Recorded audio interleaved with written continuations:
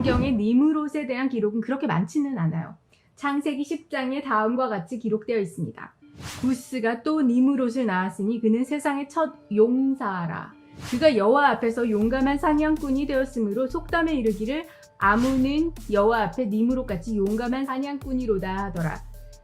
그의 나라는 시날 땅의 바벨과 에렉과 야각과 갈레에서 시작되었으며 그가 그 땅에서 아수르로 나아가 니느웨와 르호보디일과 갈라와 니느웨와 갈라 사이에 레센을 건설하였더라. 여기서 여호와 앞에서란 말은 여호와를 대적하여 라고 볼 수 있거든요. 이를 통해서 니므롯은 첫째, 힘이 셌어요. 용사. 둘째는 여호와를 반역했고, 셋째는 사냥꾼이었고, 넷째는 대제국을 건설했다는 것을 알 수 있죠. 니므롯에 대한 앞으로의 여러 글들은 요세푸스를 비롯한 여러 자료들을 참고해서 말씀드릴게요.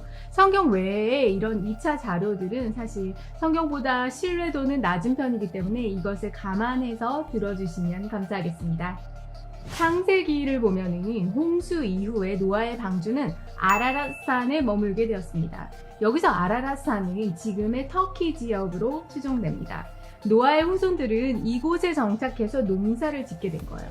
그 후에 노아가 죽고 노아의 후손들은 더 풍요로운 땅을 찾아서 동쪽으로 이주를 합니다. 이때 노아의 후손들을 이끌었던 지도자가 바로 노아의 4대 손이었던 오늘의 주인공 니므롯으로 보여집니다. 그들은 니므롯의 영도 하에 동쪽으로 이주하다가 드디어 시날 평지라는 비옥한 땅을 발견했고 또 거기에 이제 정착하게 된 거예요. 역사학자들은 유프라테스 강과 티그리스 강으로 둘러싸인 비옥한 초생딸 지역이 바로 시날 평지라고 추정합니다. 이 땅을 발견한 니므롯의 영향력은 이제 막강해진 거예요. 그런데 그의 영향력은 여기에 그치지 않았습니다. 시날 평야는 사실 농사 짓기에는 풍족한 땅이었어요. 그런데 문제가 있었던 게 야생동물이 자주 나타나는 거예요. 사람들도 많이 다치고 막대한 피해도 이어지게 됐죠. 그런데 이런 야생동물로부터 사람들을 보호해준 자가 있었으니 그가 바로 니므롯이에요.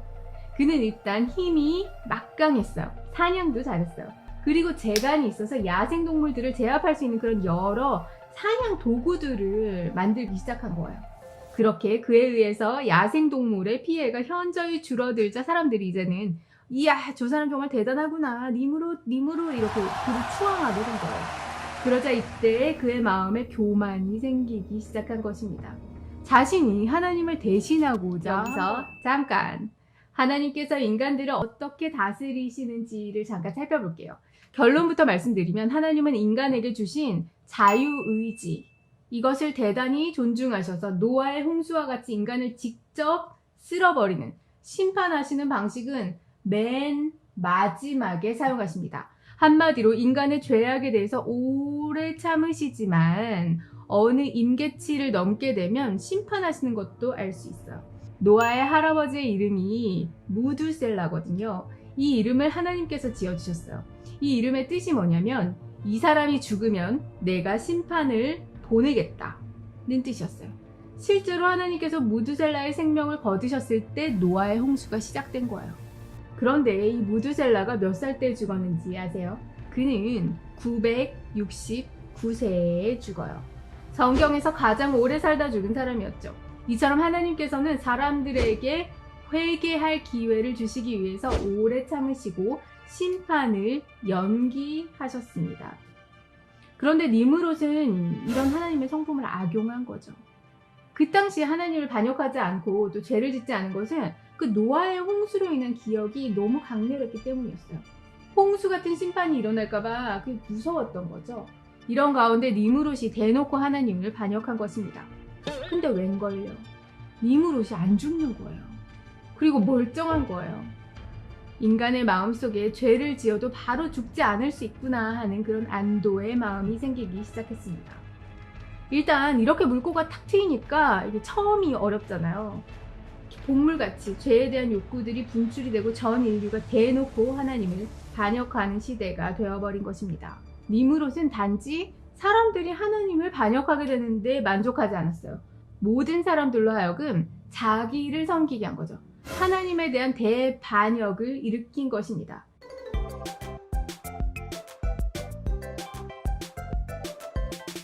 창세기 11장에는 하나님에 대한 반역인 바벨탑 사건이 기록되어 있는데 요세푸스는 이 바벨탑을 쌓도록 한 인물이 바로 오늘의 니므롯이었다고 지적합니다. 요세푸스는 다음과 같이 기록해요. 니므롯은 하나님이 다시 세상을 물로 멸망시킬지도 모르니까 물이 닿지 못할 탑을 건설해서 하나님께 복수할 것이라고 선언했다. 바벨탑에는 또한 인류가 흩어지지 않고 한 곳에 모여서 하나님을 대적하겠다는 의미가 포함되어 있습니다. 니므롯은 인류 최초의 적 그리스도였죠. 향후 나폴레옹, 히틀러, 스탈린 같은 적 그리스도들의 모형들이 등장하다가 말세에 적 그리스도가 등장한다고 성경에 예언되어 있습니다. 적 그리스도의 수법은 니므롯을 통해서도 알 수 있습니다. 하나님을 폭군과 같이 매도해버려요. 그 다음에 인류를 하나로 합쳐서 하나님께 저항하자고 하는 거예요. 니므롯은 이것을 위해 단일 종교, 단일 경제, 단일 정치를 추구합니다. 그리고 이것은 향후 적 그리스도가 추구하는 일이 될 것입니다. 일루미나티는 세계 질서와 세계 단일 정부 수립이라는 뚜렷한 목표를 지니고 있는 단체입니다. 니므롯이 추구했던 방향과 일치하는 거죠. 세계 교회 협의회, 즉 WCC라는 단체는 현재 활발히 세계 종교 통합 운동을 벌이고 있습니다. 종교 통합한다는 게 뭔가요? 이것 역시 성경을 따르지 않는 적 그리스도의 길인 것입니다. 하나님께서는 인간의 언어를 혼잡하게 하셔서 바벨탑 건축을 막으셨죠. 사람들 사이의 언어가 통하지 않게 되자 바벨탑을 짓는 것은 자연스레 무산이 되었고 향후 사람들은 언어가 통하는 사람들끼리 무리지어 세상에 흩어지게 되었습니다.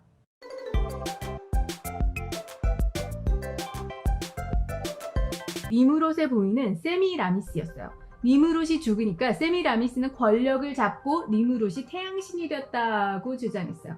그 후에 한 아들을 낳아서 담무스라고 이름을 짓고 그 아들이 이제 니므롯이 환생한 거라고 주장했어요. 남편이 죽었는데 어떻게 아들을 낳냐고요?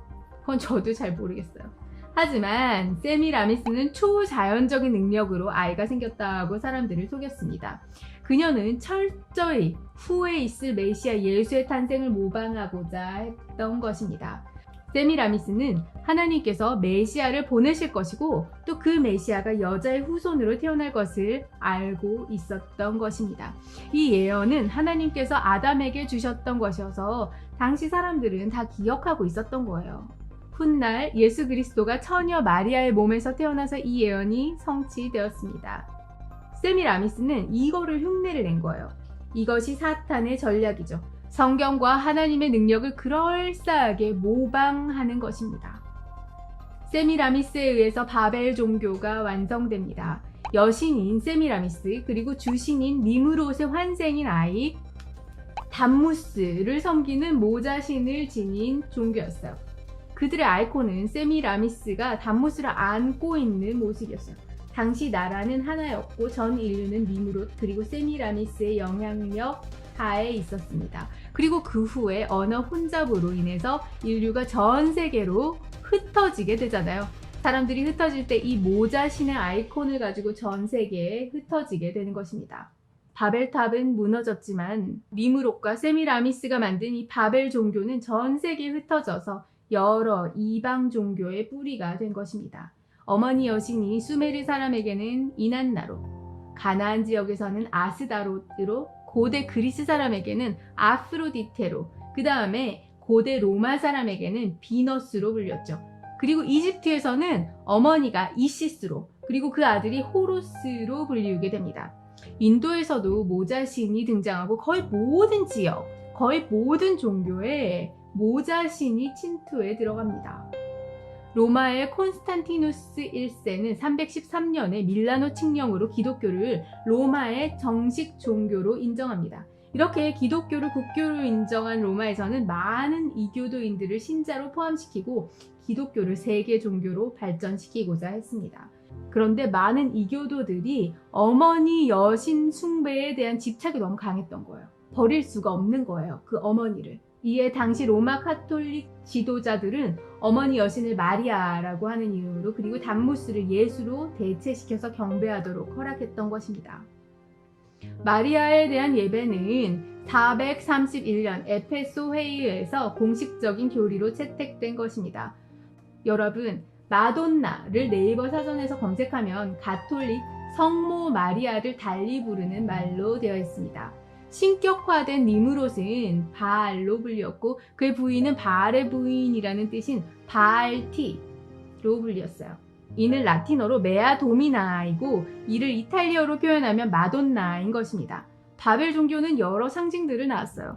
사람들은 니무롯을 태양신 곧 바알로 믿었고 그를 불, 물고기, 나무, 기둥 등 여러 동물 등의 상징으로 표현했습니다. 그리고 금송아지는 바로 태양신의 아들인 담무스의 상징이었죠. 제가 니무롯의 상징이 남근을 형상으로 한 기둥이라고 말씀드렸는데 이 기둥은 흔히 오벨리스크로 잘 알려져 있습니다. 워싱턴 DC, 이집트 성 베드로 성당에 있는 오벨리스크 등은 유명하죠. 이 오벨리스크가 니무롯으로까지 거슬러 올라간다는 사실을 아시는 분들은 많지 않으실 것입니다. 태양신 숭배의 원조가 바로 니무롯이라고 할 수 있는 거예요. 기독교를 국교로 받아들인 로마 제국은 가톨릭을 이방 종교까지 포용해서 세계 종교로 발전시키고자 했습니다. 이에 전 세계에서 광범위하게 행해지던 태양신 숭배가 가톨릭 내로 유입이 되는 것입니다. 태양신 숭배는 이집트에 가서 이집트 신인 이시리스 그리고 호루스를 낳으며 더욱 발전하게 됩니다. 여러분, 이러한 태양신 숭배가 북한에도 있는 것 아시죠? 북한에서는 김일성의 생일을 태양절이라고 하고 김일성 무덤이 있는 곳을 태양궁 궁전이라고 합니다. 태양이라고요. 니무롯의 영향이 북한에도 숨겨져 있다는 것을 여러분 이제 아시겠나요? 여러분 어떠셨나요? 니무롯은 결코 과거에 묻힌 인물이 아닌 거예요. 하나님을 반역하는 모든 정치, 종교, 경제의 시스템의 기초를 마련했던 인물이었습니다. 인류의 언어가 혼잡해져서 사람들이 전 세계로 흩어졌을 때 니무롯에게 물려받은 그 시스템, 그것이 오늘날 전 세계에 이식이 돼서 하나님을 반역하는 정치, 종교, 그리고 경제 시스템이 전 세계에 구축된 것입니다.